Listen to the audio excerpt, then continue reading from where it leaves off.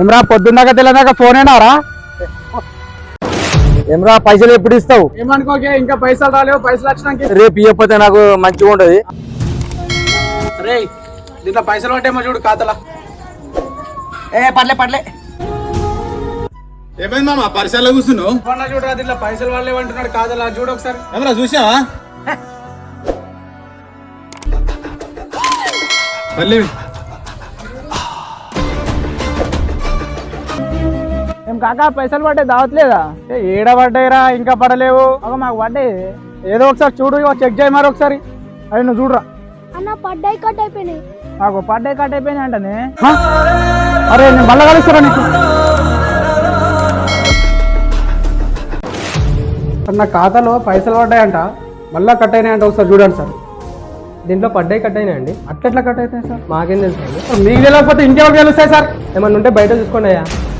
ఏమైందే బాబాయ్? మొన్న ఖాతాలో పైసలు పడ్డాయి అన్నారు, మళ్ళా కట్ అయినాయి అంటున్నారు. ఏం చేయాలని అర్థమైతలేదు. గట్టెట్లయితే నీ ఫోన్ వాళ్ళకని ఇచ్చినావా ఏంది? నేను వాళ్ళకి ఇస్తారా? ఈ మధ్య ఫోన్లు తీసుకొని ఓటీపీలు కొట్టుకొని స్కామ్లు జరుగుతున్నాయే. అయినా నేనెవరికి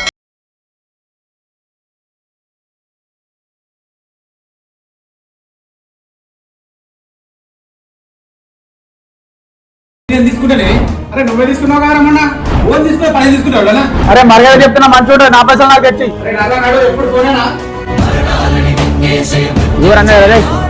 నాకు ఏం చేసింది సార్? మీ కొడుకు ఏం చేసిండో మీ అల్లున్నాడు మొత్తం వీడియో చేసింది మామ. మీ అకౌంట్ లో డబ్బులు పోవడానికి రీజన్ నీ కొడుకే. చూడు మామ, దీంట్లో ప్రూఫ్స్ అన్ని ఉన్నాయి. ఇంకా పైసలు పట్టేమో చూడు ఖాతాలో.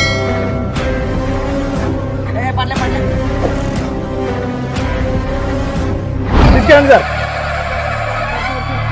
నా కొడుకురా వాడు. మామ ఇప్పుడు నువ్వు ఇచ్చిన వానికి కలిసే ఈ రోజు నీకే 30 పామై కాటేసింది. చనువు ఇవ్వు, ఇచ్చే వరకు ఇవ్వు. ఇలా ఇవ్వడం వల్ల ఈ రోజు నీ కొడుకు ఇలాగే నీ చూసుకుంటూ పోతే ఎంతో మంది కొడుకులు ఇలాగే అవుతుంటారు.